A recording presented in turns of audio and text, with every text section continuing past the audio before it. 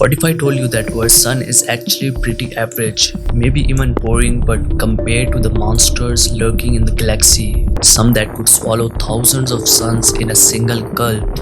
How does our star really measure up? You're about to find out. The Sun is a G-type main sequence star, also known as a yellow dwarf. It's about 4.6 billion years old and sits right in the middle of its life cycle.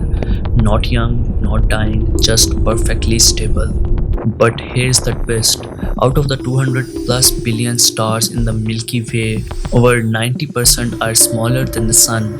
That means, despite being average, our Sun is already bigger than most stars. Red dwarfs make up the bulk of stars in our galaxy. These M-type stars are cooler, dimmer, and smaller, some barely half the mass of the Sun. But they burn fuel so slowly they can live for trillions of years, outliving our Sun by a factor of 100. So if you are looking for a star with longevity, don't bet on the Sun, bet on the red dwarf. Now the question is, if red dwarfs are more common and live longer, why aren't we orbiting one? Now let's crank things up. Meet Betelgeuse, orbiting one. Meet 900 times wider than our Sun.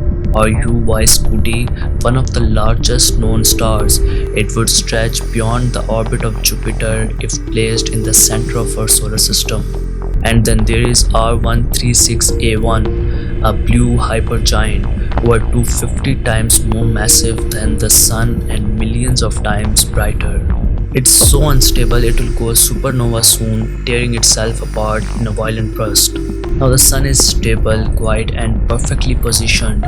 It provides just enough warmth to sustain life and doesn't blast us with lethal radiations or flares on daily basis. But what about those hypergiants? They are cosmic murder machines. Too much UV, too much flares, and a supernova waiting to happen.